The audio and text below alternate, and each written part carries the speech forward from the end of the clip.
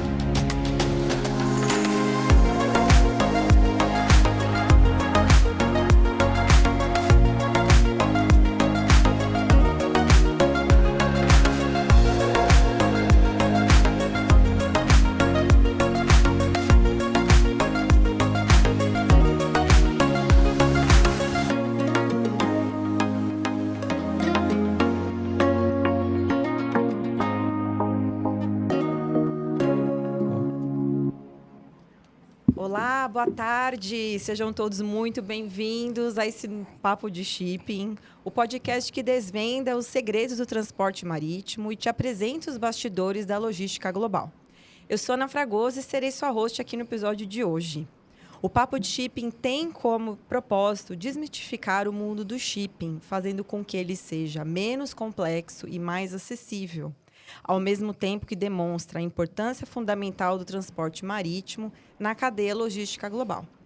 Antes de começar, tem alguns recadinhos aqui que eu acho importante a gente falar. O episódio é ao vivo, então você pode ficar à vontade para enviar suas perguntas nos comentários e suas opiniões durante a transmissão.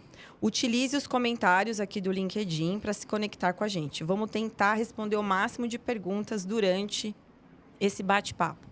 Compartilhe também e convide os seus amigos e colegas do Comex. Se você estiver gostando dessa transmissão e acha que seus amigos e colegas de trabalho também podem se beneficiar desse assunto e desse papo, compartilhe o episódio com eles. O episódio será gravado e depois disponibilizado também em nosso canal do YouTube. E, por último, sigam a página da Solve para vocês sempre ficarem sabendo dos próximos episódios. Hoje o nosso papo será sobre as transformações no shipping, sob a ótica do operador ferroviário. E temos aqui conosco Marcelo Saraiva, CEO da Brado Logística, profissional com mais de 30 anos de expertise na área logística, com passagens pelo Pão de Açúcar, Glencore, Extrata, MRS e ALL. Desde 2015, na diretoria da Brado, em 2020, Marcelo assumiu a função de diretor-presidente da empresa. Queria dar as boas-vindas para o Marcelo. Marcelo, bem-vindo. Muito obrigado. Obrigado pelo convite. Sim. Fiquei feliz de estar aqui. Não sou shipping, mas eu ando aqui na terra. Você está aqui com a gente no shipping, com certeza. Também temos a presença sempre ilustre do nosso querido Leandro Barreto, fundador e CEO da Solve Shipping. O Leandro tem uma trajetória de mais de 20 anos de atuação em Marketing Intelligence em grandes empresas como Hamburg Süd e Datamar. E ele vai liderar essa conversa aqui com o Marcelo hoje. Bem-vindo, Leandro. Obrigado, Ana. Mais uma vez, essa nossa parceria aqui para falar com uma pessoa que muito legal, que conhece muito e que eu admiro bastante. Legal, Leandro, pessoal. Recíproca verdadeira, cara. Obrigado pelo convite. Muito obrigado mesmo. É um prazer estar aqui com vocês. Marcelo, sem muitas delongas, cara, eu estava me lembrando quando a gente se conheceu, acho que foi no começo de 2016 ou final de 15. O frete do container para a Ásia, $25, a Brado carregando soja, farelo, tudo para lá.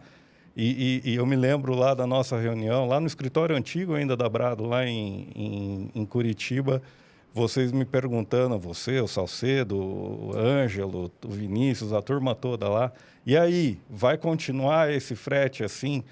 Então, você falou agora há pouco que não está no mar, né, que está em terra, mas o motivo desse nosso papo hoje é muito esse, porque o que acontece no mar te afeta em terra, né, e vice-versa, né?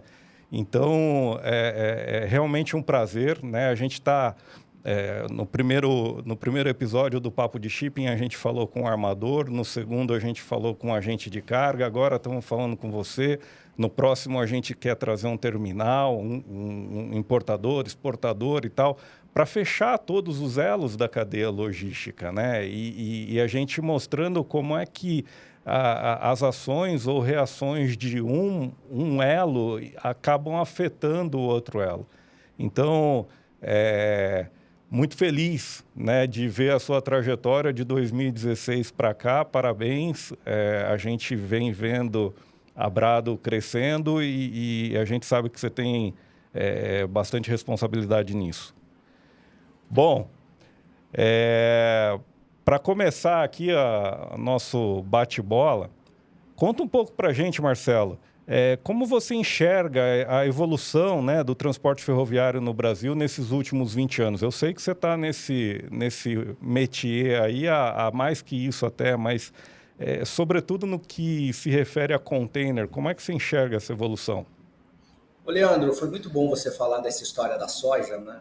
Me passou rapidamente aqui na cabeça. Eu lembro que eu tinha as discussões em 2016, eu era ainda diretor operacional, depois em 2017 eu assumi a cadeira de operacional e comercial, e aí a minha pergunta sempre era: gente, vocês acham que soja em container é sustentável na quantidade que se fazia? E o pessoal falava: não, tá legal, estamos no quentinho. E eu sempre falava: isso não vai dar certo, porque o mercado logístico tem uma lógica, né? Ele sempre saiu em vagão graneleiro. Por exemplo, um trem hoje da Rumo carrega 10 mil toneladas, o trem da Brado carregava 2 mil toneladas, então era completamente desproporcional, né? Você carregar a soja dentro do container. Obviamente, aproveitou-se essa baixa, essa queda do frete marítimo, mas óbvio que a gente olhava que não era sustentável. Tanto é que eu virei CEO, porque lá atrás, quando eu virei diretor comercial, eu falei: olha, tá tudo errado, vamos sair desse business, soja não vai no container, isso vai acabar e vai acabar de uma hora para outra, vamos fazer mercado interno, vamos procurar outras cargas, como algodão, como madeira, como glicerina, vamos fazer mercado interno. Então, quando se fala de 2015 para cá, a gente conseguiu trazer novas cargas para dentro do negócio, né? Mas falando lá para trás, com a minha experiência, eu lá na Glencore, nos anos 90, eu fazia parte de frete e usava muita ferrovia. Fazia soja, como se faz hoje, né? Mas a ferrovia era muito deficitária e quando ela não era privatizada, ela fazia o que dava, né? A gente ligava para a FEPASA, ligava para a rede ferroviária e falava: olha, quantos vagões você tem? Só para você ter ideia, eu trazia soja de Maracaju e Sidrolândia e fazia transbordo em Bauru, a soja demorava 60 dias para chegar no porto. Uau. E container era uma coisa que não existia. Aí vieram uns loucos, né, que eu falo no bom sentido, lá em 2013, montaram esse modelo de negócio com a ALL e uma empresa que chamava Standard, lá em 2013, para tentar movimentar este mercado de container. E eu falo isso, que a gente tem que ter muito respeito para as pessoas que já passaram por aqui. Tirando o mérito se foi bom, se foi ruim, mas essas pessoas, elas iniciaram essa jornada, né, que a gente conseguiu evoluir com ela. Mas eles lá atrás viram essa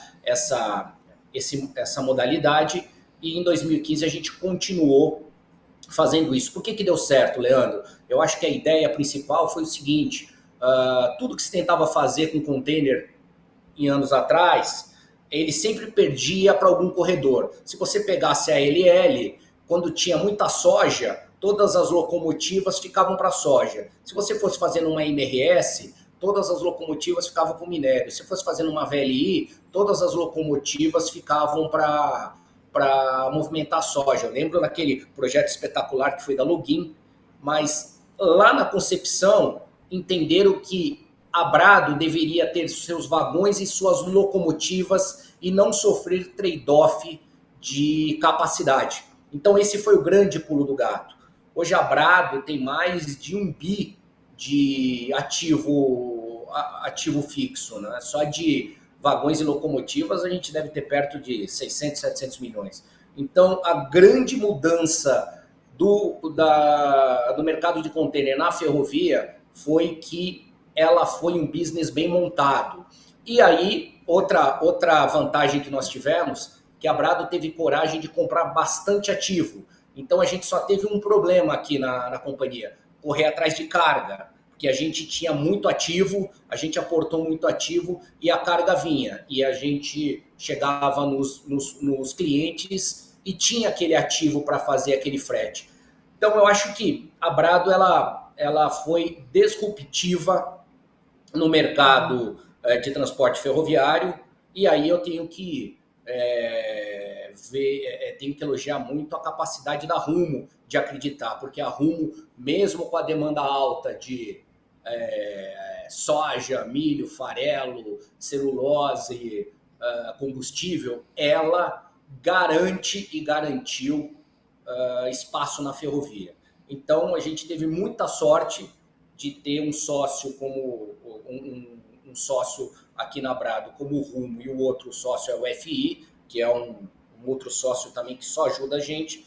2 sócios que apoiaram muito e acreditaram, porque o startup dessa operação não é fácil, porque o mercado tem mania de comparar. Eu lembro quando eu estava na MRS e eu fazia soja, eu apanhava por causa do minério. Eu estou aqui na Brado e faço container e a gente tem que tomar cuidado, senão a soja passa por cima. Então, eu acho que eu estou sempre do lado errado da porta do banheiro, né? Eu estou sempre no lugar errado. Mas não, você tem que mostrar o valor. E aí a gente também fez demos alguns passos importantes. Por exemplo, o Double Stacker. Nós, naquele comprimento de linha, nós crescemos 40%. Então, nós inovamos. E para inovar, na época, a Brado colocou no bolso mais de 60 milhões de reais. Nós alteamos e rebaixamos a linha em 1.400 quilômetros, né? Obviamente não nos 1.400 quilômetros, mas nós investimos. Nós fizemos um projeto, trouxemos dos Estados Unidos um projeto do Double Stacker. E ninguém acreditava, era motivo de chacota, mas hoje nós somos a empresa que inovou nesse mundo logístico. Então, assim, nesses últimos 20 anos, eu acho que faltou oportunidade. E a Brado ela estava no lugar certo e na época certa, porque esta época as pessoas estão vendo a ferrovia como uma possibilidade. E o container, ela está andando muito bem. Não sei se eu fiz um resumo muito demorado, mas só queria puxar a história. Não, muito legal, né? E é o que você traz, né? 2013 para cá, hoje a gente já está operando com o Double Stacker, né? Pô, é uma baita de uma evolução, né? Nesse modal, né? Conta um pouco para a gente, Marcelo, quais são aí atualmente os principais nichos de mercado e os principais corredores ferroviários aí de vocês? Você falou que hoje tem muita carga nacional, né? De e para mercado doméstico, né? Isso é muito interessante, porque no início não era assim, era muito mais voltado para o mercado externo, né? É isso mesmo. Hoje nós temos 3 segmentos dentro da companhia: exportação, importação e mercado interno. Nós somos muito fortes em proteína animal. Olha que engraçado.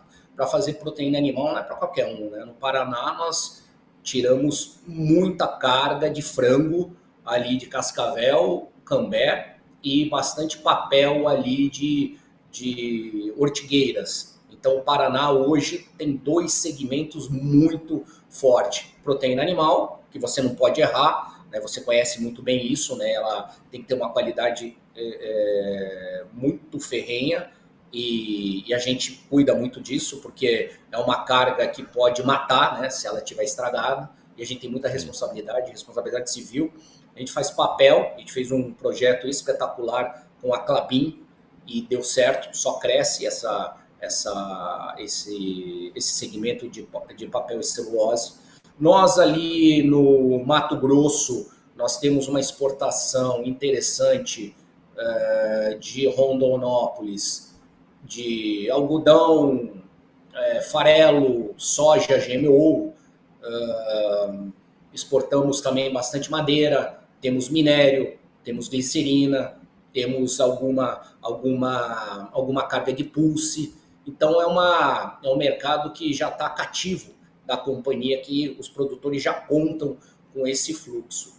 A gente importa bastante agroquímico e fertilizante, tanto do Paraná como de Santos. Óbvio que esse ano, por causa da guerra da Rússia, você conhece muito bem aquela importação que vem ele ia com proteína animal para a Rússia e voltava com fertilizante.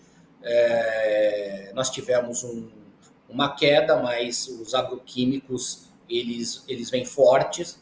Agora, autopeças automotivas é uma carga forte com a abertura de Anápolis, e ali em Anápolis também nós temos o algodão baiano que desce para Santos, mas há uma história engraçada aqui, você conhece muito bem o Daniel Salcedo.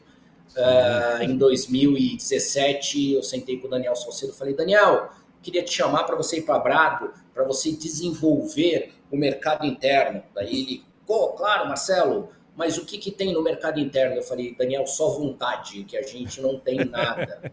Mas olha que engraçado, isso eu falo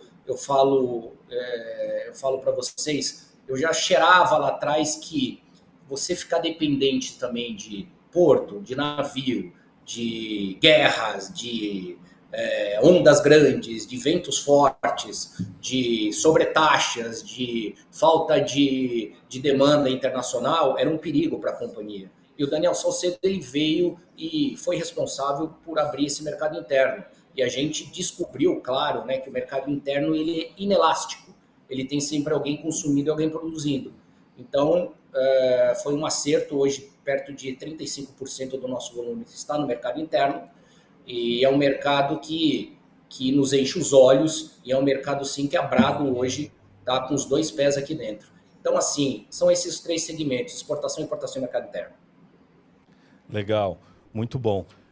Aliás, um abraço para o nosso amigo querido Daniel Salcedo, que já está aqui mandando... Sim, mandou um alô já para nós aqui. Ele está ligado, mas é um parceiraço. Muito bom. Legal. Qual a participação hoje, né? Eu sei que hoje vocês têm um ramal importante de Cambé para Paranaguá e também lá de Rondonópolis, agora Anápolis até Santos, né? Qual a participação hoje, Marcelo, da ferrovia, né, no transporte de container no Brasil? Né? Quantos por cento da carga que chega a Santos ou sai de Santos é movimentada por ferrovia? Olha, eu vou falar da Brado, né? Ainda é um...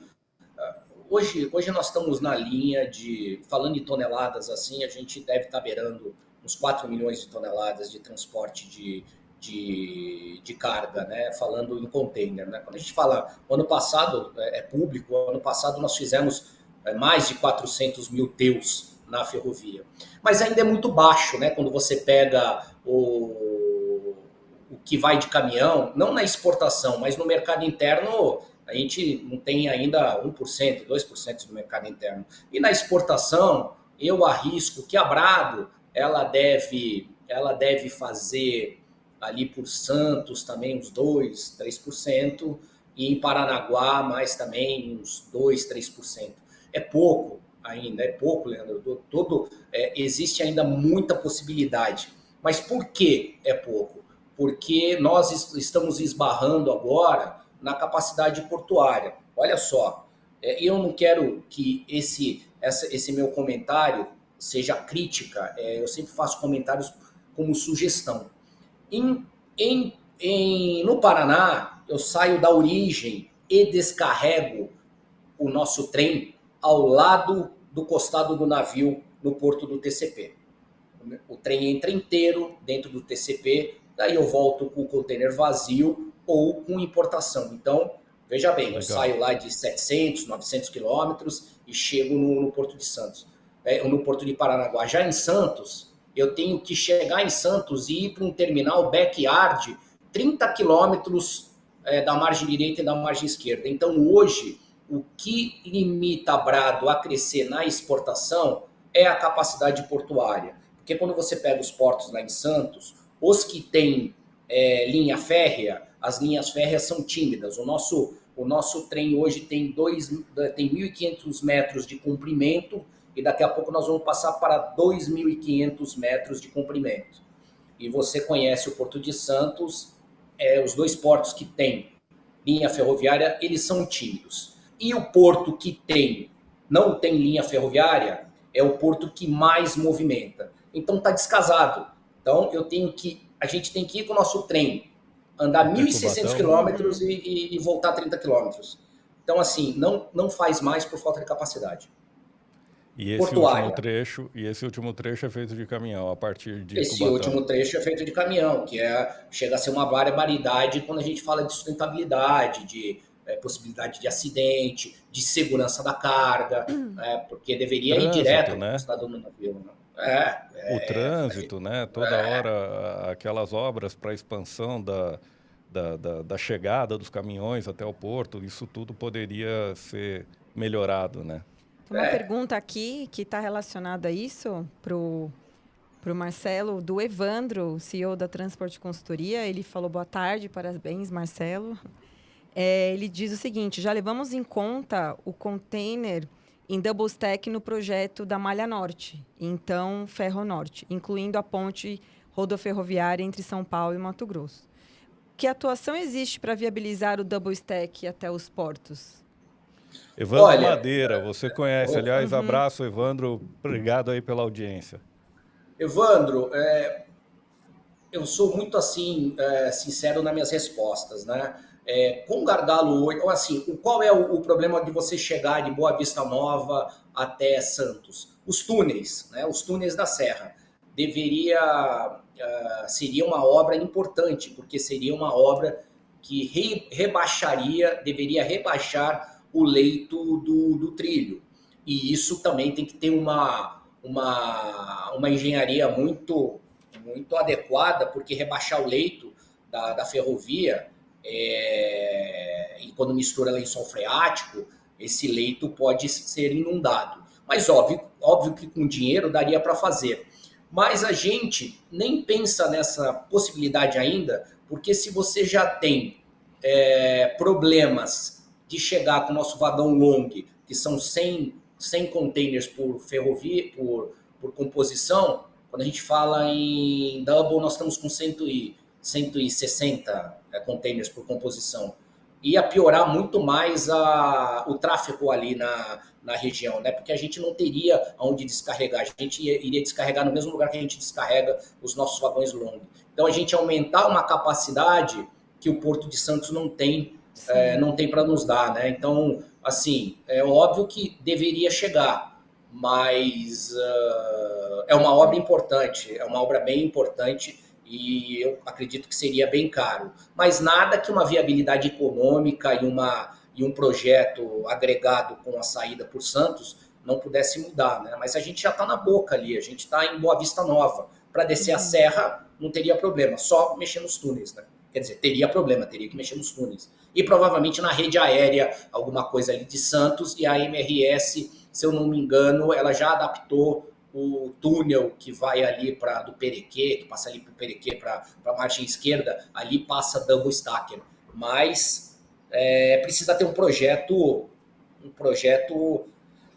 que agregue o double com capacidade portuária, né? Senão você só vai entupir mais ali vai entupir mais o final da linha, né? Legal. Ô Marcelo, você está falando aí que vão passar de um trem de 1,5 km para um trem de 2,5 km, né? Isso, imagino que a gente está falando em aumento de capacidade, né? E aumento de volume. Que carga é essa? Que mercadoria é essa? Quais são os principais... as principais oportunidades de carga para migrarem para a ferrovia? Olha, de bate-pronto, a gente tem sim carga de exportação, como eu falei para vocês, o algodão é um segmento bem importante para Brado e a gente vem fazendo bem esse segmento. Nós fizemos o projeto do algodão adequado às necessidades dos nossos clientes. Então, hoje a gente tem um share importante ali no algodão, mas pode vir mais. Mas esse 32,5 km, ele é para atender o mercado interno. Hoje nós temos mais demanda no mercado interno do que capacidade de trem. Então, a gente enxerga muito esse trem de 2,5 km rodando no meio do Brasil. Você sabe que nós temos um terminal lá em Imperatriz do Maranhão, que é da Vinópolis. A gente entende que este terminal vai ser um captador de carga de Manaus e vai provavelmente abastecer Manaus através desse terminal. Então, o nosso plano é andar com um trem de 2,5 km no meio do Brasil. Esse é o nosso plano, 2,5 km na Norte-Sul e Sumaré, Rondonópolis, para abastecer o mercado interno. Hoje a gente está tendo uma demanda muito grande no mercado interno. Legal, muito bom. Falamos bastante de planos, de gargalos, de oportunidades e tal, mas não podemos deixar de comentar como é que foi a pandemia para Brado, cara. A pandemia deu um nó na logística no mundo inteiro. Como é que foi aí para Brado? Tem algum caso emblemático aí? Se tiver algum case emblemático para citar desse período? Acho que o case emblemático desse período foi o crescimento do mercado interno, né? Se nós não tivéssemos o mercado interno andando, a nossa vida ia ser difícil, porque o mercado interno foi muito consumidor. E no final, Leandro, as cargas que nós fazemos, né, elas são cargas que o mundo estava consumindo, né? Mesmo dentro de casa, a pessoa consumia proteína animal. A gente tem uma operação importante de milho no mercado interno, que alguma coisa vai para a ração animal e para cerveja. Então, a pessoa dentro de casa deve ter feito muito frango assado com cerveja, né? E a gente, provavelmente, né? E muita importação. Então, nós conseguimos passar esses 2 anos, foram 2 anos de aprendizado, mas nós sofremos menos do que outras companhias do mesmo porte da Brado. Porém, nós não caímos em algumas armadilhas.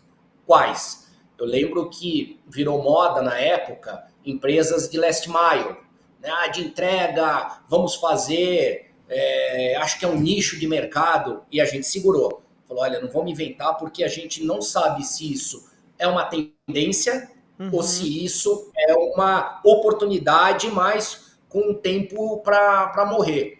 E a gente viu que algumas companhias de last mile, elas começaram a sofrer agora quando o mundo entrou em um pace normal, né?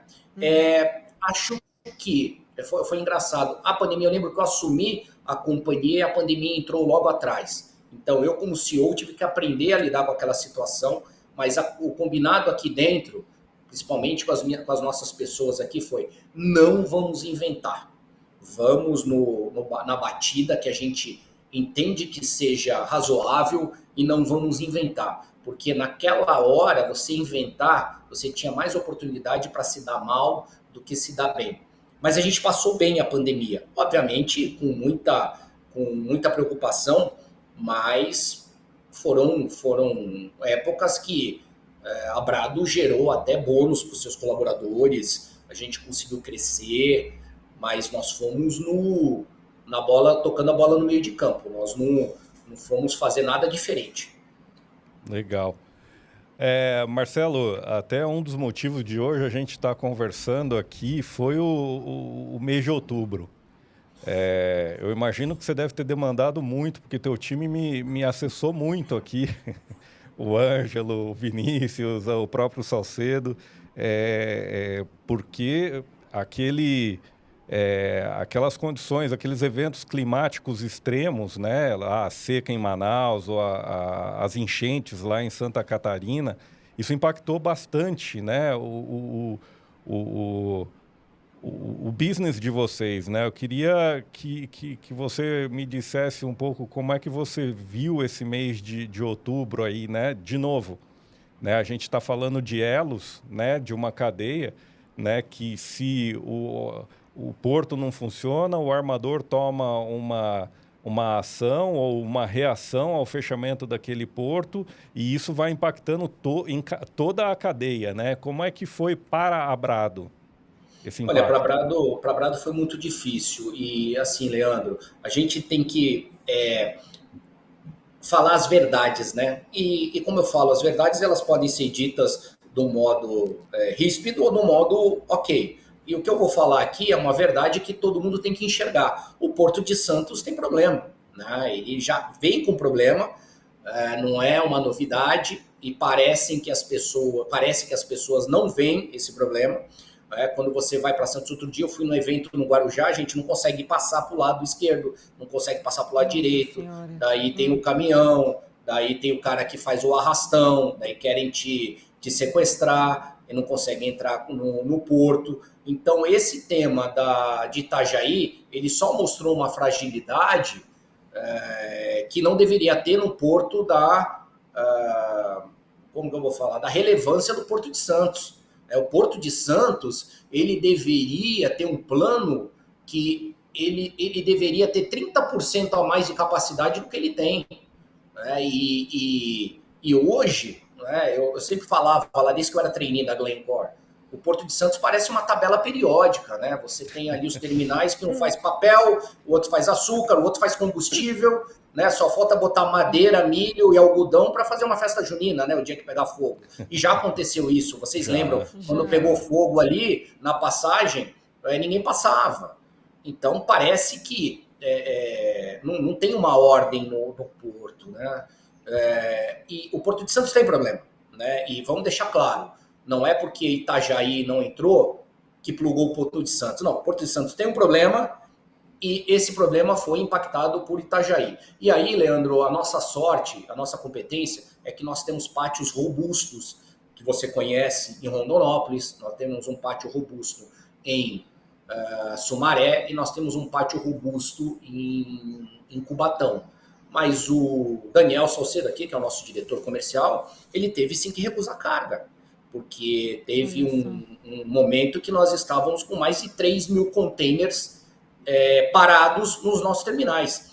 Alguma pessoa que não trabalha com isso fala, 3 mil containers é pouquinho, né? Não, então bota 3 mil caminhões na porta da sua casa e vê aonde vai dar esses caminhões, né? Você não vai sair de casa. Então, assim, gente, existe um problema, esse problema tem que ser encarado. Eu lembro que uma vez eu falei com o Gustavo Junqueira, que é um cara que eu admiro muito, que ele era secretário de desenvolvimento do governo do estado de São Paulo, um cara, assim, foi trainee comigo, e ele disse uma frase que é verdadeira: o Porto de Santos ele deveria ser tratado como uma necessidade nacional. Ele é um problema nacional, ele é um problema de segurança nacional, né? Porque se empaçocar lá, e é isso que está acontecendo. Né? A gente teve a sorte e a competência de ter pátios, né? Mas assim, o nosso mês foi horroroso, os clientes ficaram bravos, porque além do container não ser embarcado, os armadores, que obviamente pelos problemas, também não vieram buscar, então ficou o armador não vem, e o armador tem que entender também que ele faz parte de um ecossistema, quando ele não aparece, não é mais assim, não apareci, não fui, e aí quando você vem, eu vou ver, não, mas eu tenho outro navio, quando? Mas o outro navio pegou uma onda, e não dá para ser mais assim, então assim, tem que ter uma responsabilidade de todo mundo, né, porque, cara, é um problemão, né, e a gente teve que fazer aqui das tripas o coração, Leandro, e eu vou falar, a nossa turma sofreu, e os nossos clientes, eles têm que ter a noção que a Brado, se não fosse a Brado, o negócio seria muito pior, né? Muito pior. E aí aparecem alguns oportunistas, né, no meio do caminho que querem cobrar isso, querem cobrar aquilo, então é muito ruim.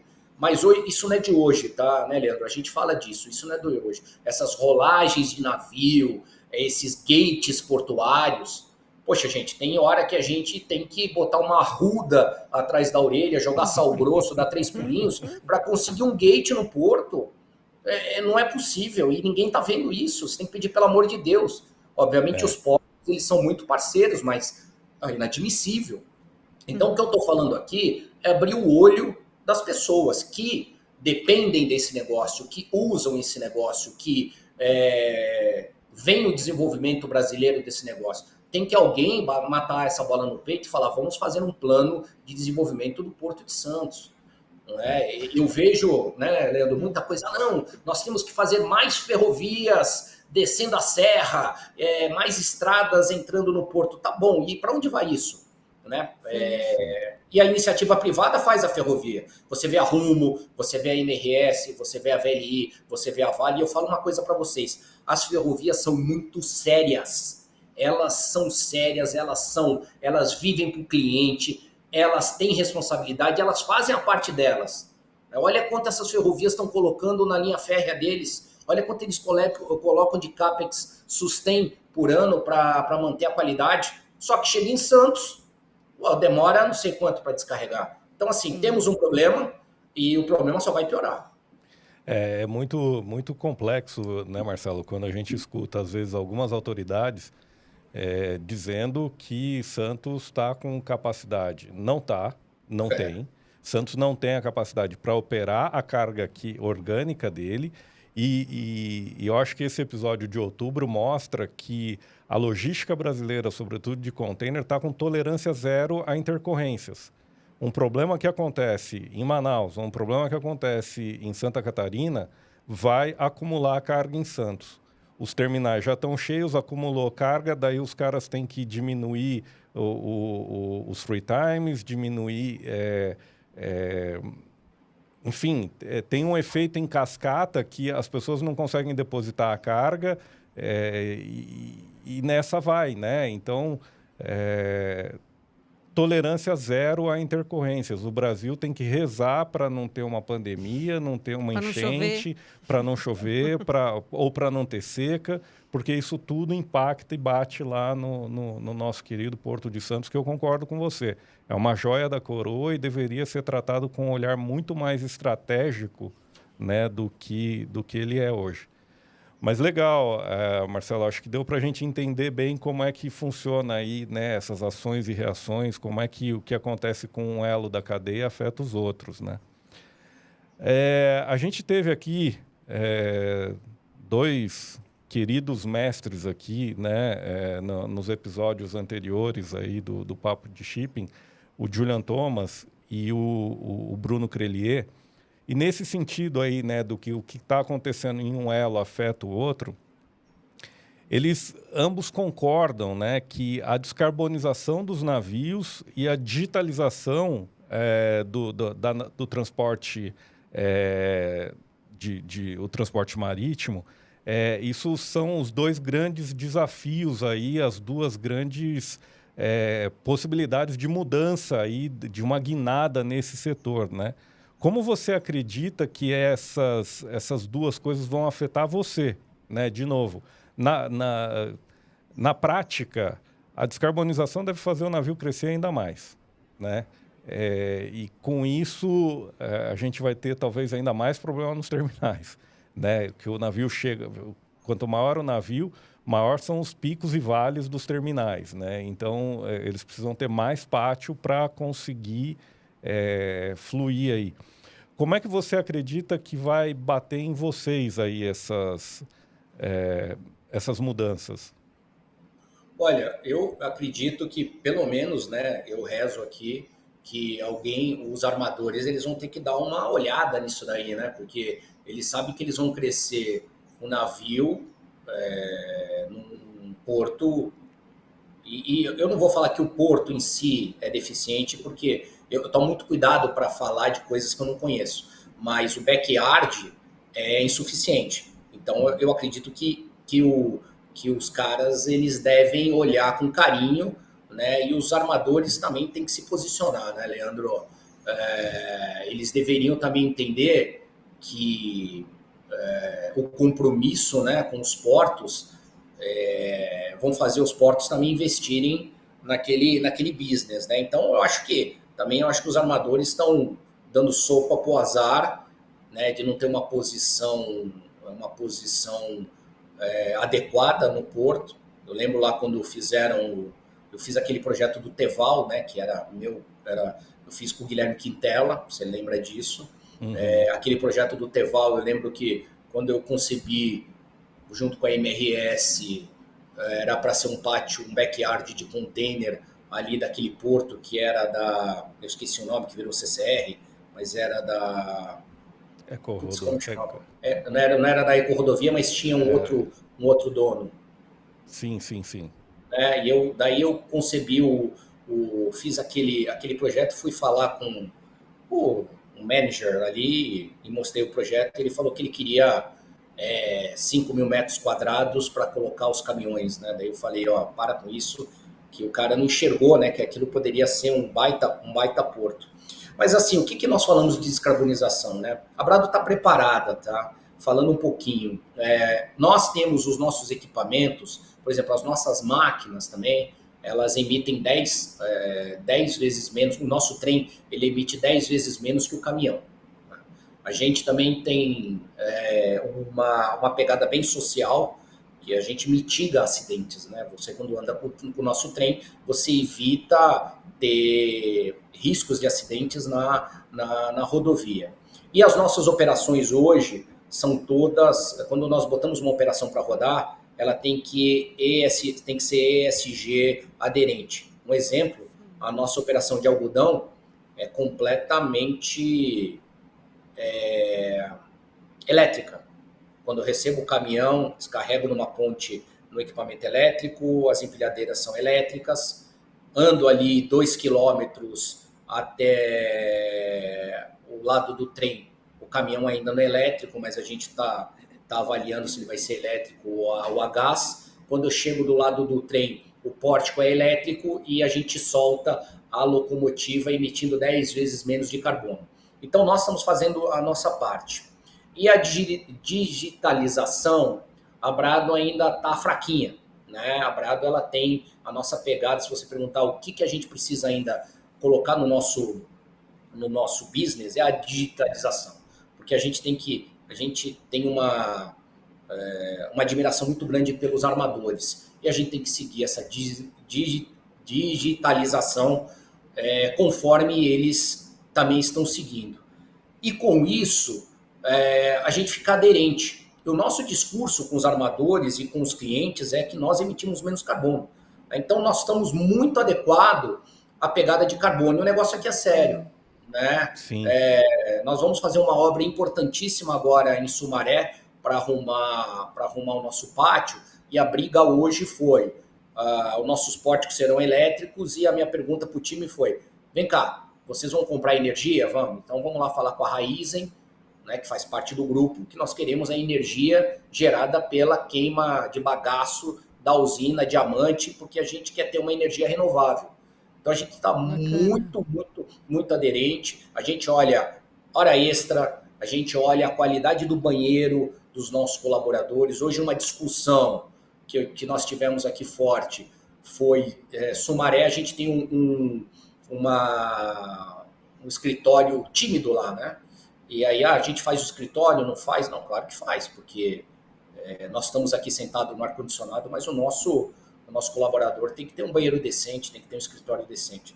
Então, assim, Leandro, falando da pegada aí dos armadores, a gente está par e passo com eles. Porém, nós temos um gap grande aonde descarregar, porque nós estamos fazendo toda a nossa lição de casa nos nossos pátios, comprando locomotiva de última geração, vagão de última geração, containers adequados, mas quando chega no Porto de Santos, é um grande gap que alguém tem que explicar para a gente como que vai ser, né? Porque daí você perde tudo. Tá certo. Mas olha só, eu acho exatamente, eu tô total de acordo com você.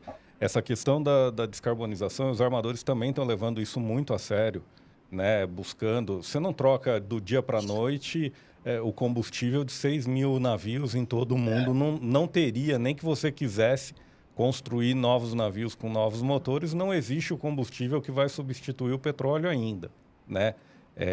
Essa transição vai ser uma transição muito interessante e eu tenho a total convicção de que não vai ser de um para um, né? Vai sair o petróleo e vai entrar um só combustível. Eu acho que a gente vai ver aí amônia, eu acho que a gente vai ver aí hidrogênio, a gente vai ver metanol, vai ver uma série de diferentes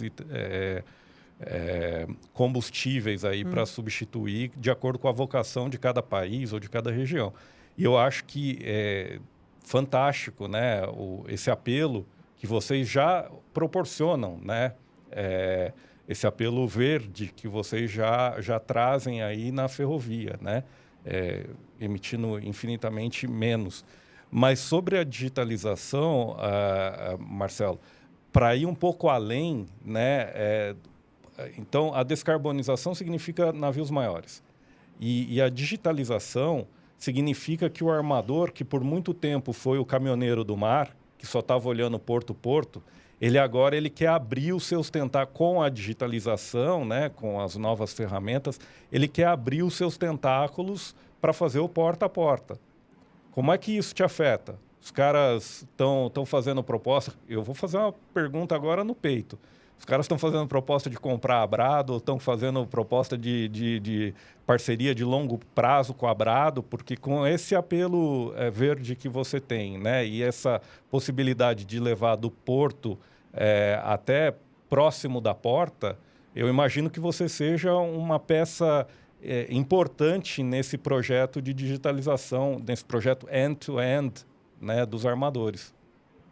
Olha só, foi bom você perguntar isso e eu vou falar por que a gente abriu o mercado interno, né? A gente sabia que ia vir uma onda dessa e o mercado interno é o nosso head para a Brado ficar mais forte em qualquer investida desleal que viesse a ter. A gente se dá muito bem com os armadores, são empresas admiráveis, né? E a gente já faz algumas operações já end-to-end, né? No algodão, no fertilizante.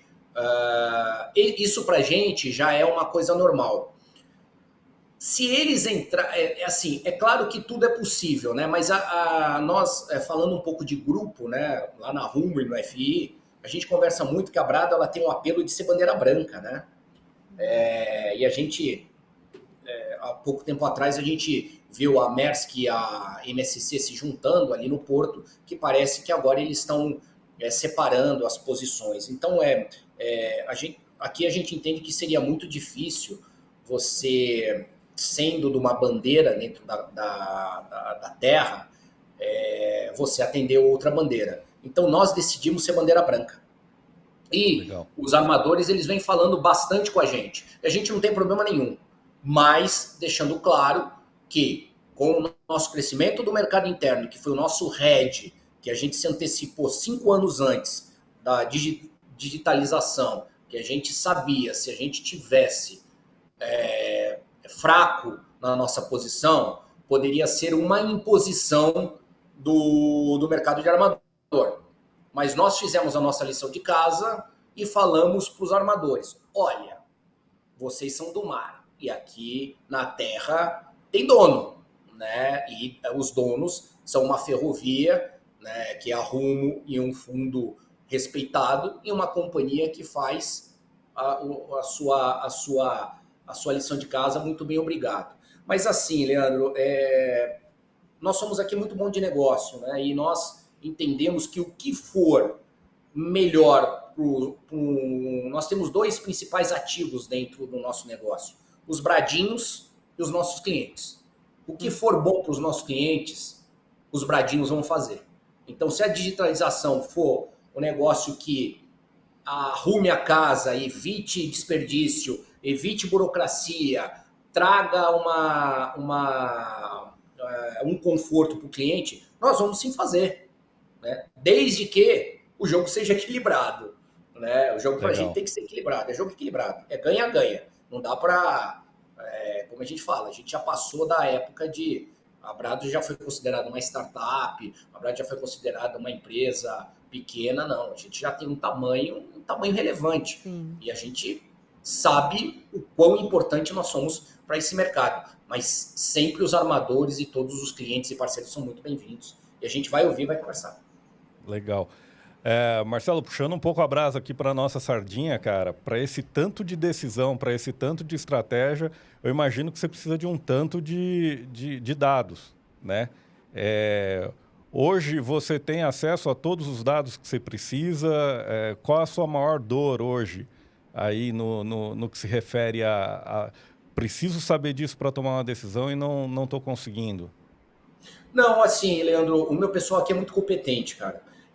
Olha que legal, nós aqui, a gente tem uma regra dentro da companhia que os vendedores do Daniel, se ele vai vender milho, ele tem que saber do que é aquele segmento. Se ele vai fazer fralda, o que é aquele segmento. Se ele vai fazer cerveja, qual é o segmento. Se ele vai fazer madeira para espetinho, qual que é o segmento. E nós angariamos todas as informações com o mercado.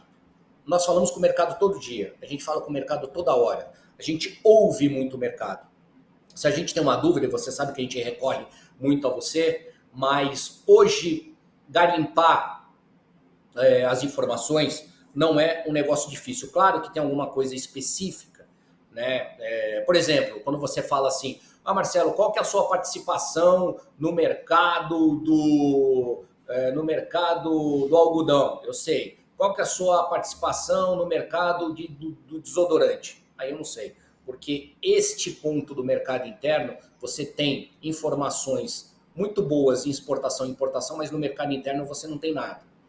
Mas aqui nós vamos muito na conversa, né? E como esta companhia, engraçado, ela tem um limite, nós andamos nas cargas e nos segmentos que a gente acha mais pertinente de atuar. Por exemplo, nós entramos no minério especial, mas eu vou entrar no minério de ferro comum? Não vou entrar, porque ali tem a Vale e a MRS, que são super especializada. Mas a gente já tem um desafio aqui do DDG. Né? Lá atrás a gente falava de DDG, falava, isso daí é um alimento para alguma coisa. Daí a gente ouviu com o mercado, mas a galinha não gosta muito do DDG.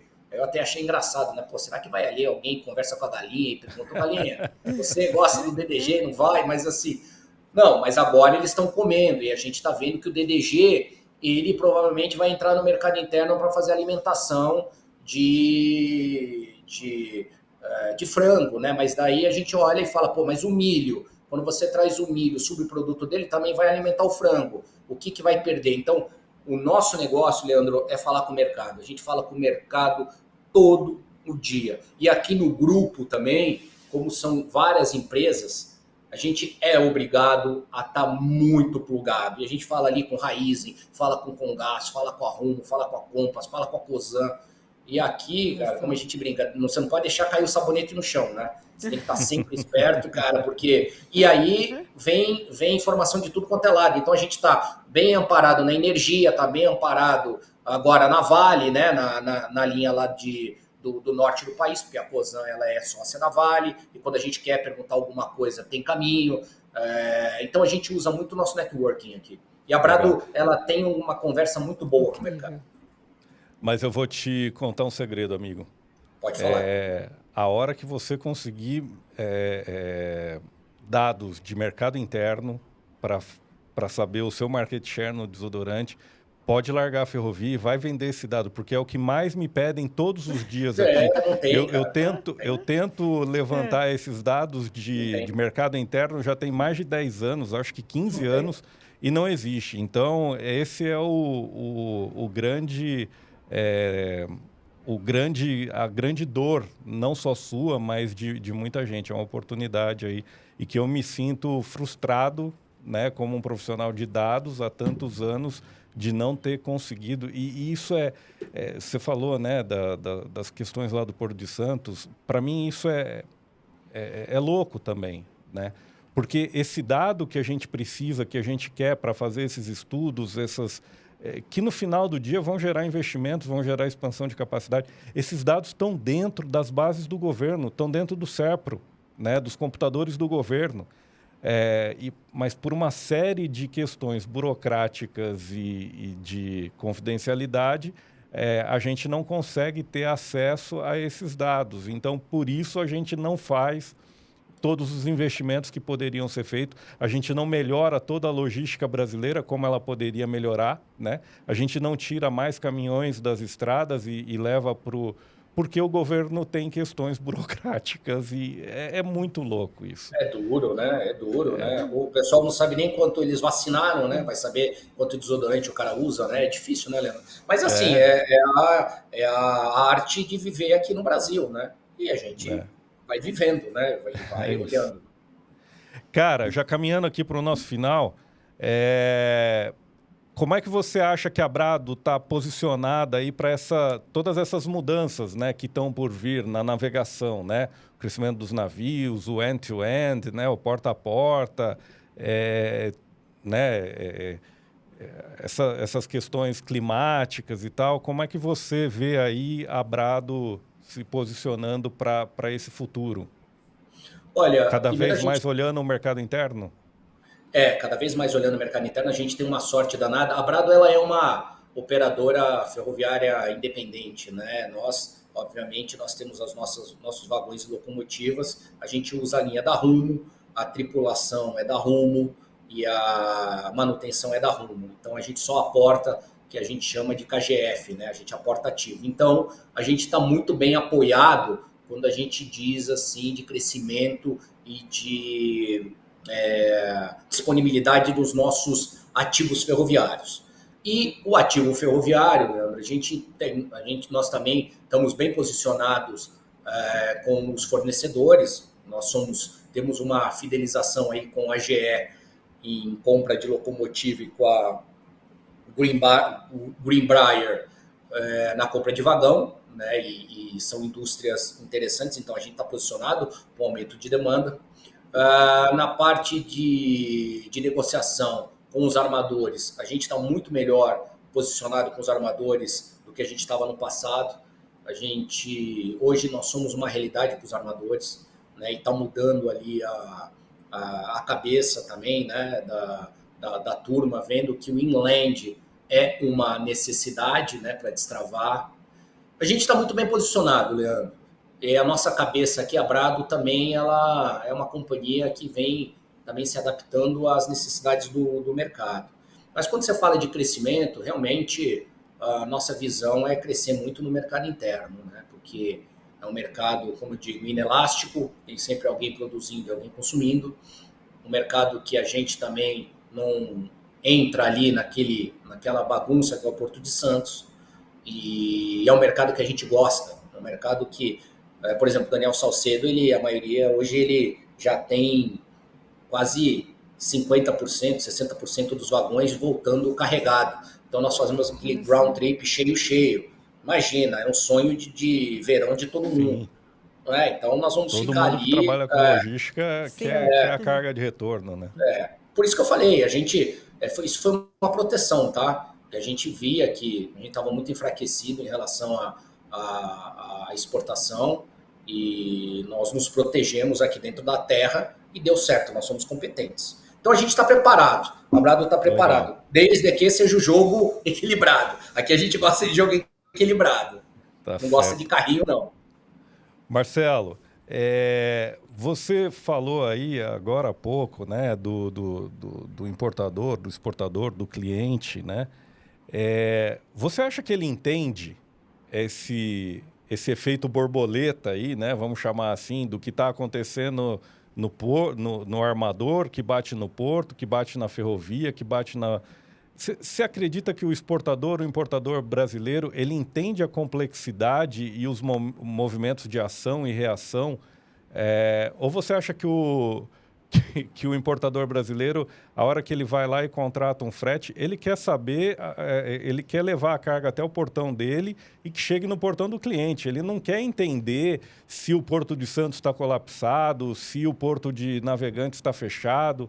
Ele quer só que resolva o problema dele. E isso também não é saudável. Não sei se você enxerga dessa forma e, se enxergar, concorda que não é saudável o cliente não querer entender da logística, né? Quando dá errado, sobra para todo mundo, né? Mas olha que engraçado. Os nossos clientes exportadores e importadores, eles são muito competentes. Eles têm uma sagacidade e muitos dos nossos clientes, principalmente de exportação, eles vêm colocando pessoas adequadas e focadas na ferrovia. Porque a ferrovia é um negócio complicado, não é trivial. É mais ou menos como uma navegação. Então você junta, imagina você juntar shipping com ferrovia, tem que quase mandar a pessoa para Harvard para entender o negócio, né? Mas eles ficam bravos, sim. Eles ficam bravos porque eles também têm que... eles têm um compromisso deles, né? Mas assim, eles ficam bravos, a nossa turma explica e eles são parceiros. Hoje a gente pode dizer que a gente tem clientes parceiros. E eles sabem, sim, de quem é a culpa. Porque tem um negócio aqui também, Leandro. A Brado faz a besteira e ela paga pela besteira que ela faz. Mas hoje a gente já tem ferramentas suficientes para chegar para o cliente e falar, olha, eu fiz essa besteira, eu estou pagando, mas essa besteira aqui não é minha. Essa besteira é do fulano de tal. Então é um jogo equilibrado. Mas lógico que eles ficam bravos, né? Como tudo, né? Você tem toda a razão, cara. Eu não tinha me tocado, né? A gente está falando de gigantes, né? Você lida com gigantes, você lida com uma Klabin, você lida com o pessoal do Cotton, você lida com o pessoal do frango, né? Então, são caras que têm departamentos bastante estruturados, tem gente muito boa dentro dessas empresas olhando a logística como um todo. Mas, às vezes, a gente sente um pouco isso no mercado mais tradicional e tal, que os clientes têm pouco conhecimento sobre logística, sobre portos, sobre mudanças na navegação e como é que isso vai bater neles, né? Porque uma vez que o navio cresce, né, você aumenta gargalo nos portos brasileiros, você tem consolidação de serviços, né? Antes a gente tinha 9 slings, 9 serviços semanais para a Ásia, hoje a gente tem 5, né? Porque chegou um quinto agora, a gente tinha carga. Então, os caras trocam 2 navios de 5 mil por um de 10. Né? Então, tem todo isso afeta o cliente, né? Porque antes ele tinha 2 saídas, daí ele passa a ter uma saída. Né? Então, tem uma série, né, você aumenta a transbordo, à medida que os navios crescem, você aumenta a quantidade de transbordos. Enfim, às vezes eu sinto que isso é até um nicho, né, de mercado para explicar a essas pessoas como é que funcionam os outros elos da cadeia logística. Mas, cara, para fechar aqui, vamos para a nossa última pergunta. Quais são as lições do passado? O que a gente deve ter em mente aí para enfrentar isso tudo que está por vir aí? A lição do passado é que a gente não pode ser amador, né? A Brado, quando ela começou lá atrás, nós éramos amadores. E a gente olhava para os armadores, né? E falava, nossa, como eles são rudes, né? Como eles são duros, né? Mas a gente viu que a gente deveria ter a capacidade deles e também as regras. Então a gente apoiou bastante por iniciar uma companhia do modo amador. Por exemplo, quando você pega, quando a gente foi montar o Double Stacker aqui, para botar ele para rodar, eu fui para Chicago, fui lá na BNSF, conversei com os engenheiros lá, voltei para o Brasil, falei, é assim, assim, assado, e a gente começou. Né? Daí você fala, isso é uma coisa normal? Não, não é uma coisa normal. Mas hoje a Brado está muito profissional. Então a gente apanhou muito pelo nosso amadorismo. Né? E foi E foi crescimento, né? Porque é um negócio que não tinha aqui na companhia, não tinha no Brasil e a gente foi crescendo. Hoje, né, nós somos os maiores disparados no transporte de contêineres na ferrovia e provavelmente a gente vai continuar assim pela nossa vontade e pelo nosso propósito. Mas assim, lições para aprender. Você não pode entrar no jogo como amador. Você tem que... Totalmente. Uma coisa que a gente aprendeu aqui é ter pessoas certas no lugar certo, não ficar carregando gente que não dá. Isso é um negócio que nós temos aqui. Pô, não deu certo, não. Poxa, não vamos perder a amizade, mas não deu. Né? Ficar carregando aquela pessoa, não, mas ela é legal, vamos mudar ela de coisa. Não deu certo, acaba com o sofrimento. E é uma coisa que todas as companhias têm que aprender. Né? Que tem gente, todo dia a gente enxerga na companhia novas pessoas boas, também os novos ruins. A gente não pode exigir que a pessoa ande no mesmo pacing que as pessoas de alta performance. Esse é um grande erro das companhias. Né? Tem que tomar cuidado também para não se apaixonar, né? Fica diretor se apaixonando por um, outro diretor se apaixona por outro, o CEO se apaixona por outro, não deve ter paixão coletiva. Né? Tem que chegar e falar, olha, a pessoa está entregando, né? Tá, então vamos lá. E uma atitude que nós temos aqui dentro desta companhia é o respeito. Cara, isso eu indico para todo mundo. Se você é uma companhia sem respeito, você é uma companhia sem propósito. Então, assim, são os erros que você não pode cometer. Né? Belas lições, amigo. A gente apanhou bastante e tem que dividir. Mas é isso, é simples, né? A vida é simples. A gente que complica, né? Que você quer fazer teorema de Pitágoras, quer fazer 4-box, 9-box, 16-box, e daí você se perde ali, que você não sabe aonde a pessoa está, e aí, né, você tem que voltar. Hoje nós temos aqui, foi uma lição de Harvard que nós tivemos aulas lá em Harvard, a gente substituiu o nosso 9-box por 4-box. Ou seja, a pessoa entrega, tem fit, beleza. A pessoa não entrega e não tem fit, não vaza. Porque a gente percebeu que tem um monte de gente legal que não entregava, que ficava na companhia. E a pessoa que entrega e é mais rabugenta, queriam mandar embora.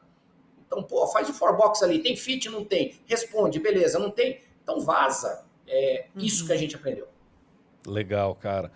Marcelo, muito, muito obrigado. Eu acho que foi um papo assim fantástico, bastante esclarecedor para nós, né, que somos mais aqui do mundo do shipping, entender um pouquinho do mundo da ferrovia e, sobretudo, de uma empresa que começou, que não é uma empresa centenária, como muitas dessas empresas de navegação, verdade, que começou há pouco tempo, vem se destacando, vem crescendo e você compartilhar com a gente essas dores do crescimento são fantásticos, cara. Muito, muito obrigado. Um forte abraço e estamos sempre às ordens, cara. Obrigado para vocês. E é uma honra estar aqui no programa de shipping, falando de ferrovia. As coisas estão mudando na vida, mas assim, as coisas mudam. Obrigado, pessoal. Obrigado mesmo, obrigado pelo convite. Muito feliz de estar aqui. Espero ter contribuído. E o nosso papo na Brado aqui é um papo reto e o mais fácil possível. Legal, bacana. Acho que em nome do time da Solve, a gente também agradece, Marcelo, você ter vindo aqui, né, novamente. E o Leandro também, por ter interagido e conversado esses assuntos maravilhosos, todos esses elos. E para quem está aqui com a gente até o final, quero pedir para vocês seguirem a Solve no LinkedIn, comentarem, né, falarem, compartilharem esse episódio com seus colegas. E a gente vai adorar saber a impressão de vocês no nosso episódio, então... Vamos dar ideias de quem mais nós podemos conversar aqui, tá bom? Exatamente. Aguardem os próximos episódios com outros elos da cadeia aí. Obrigada. Tchau, tchau. Boa noite. Valeu.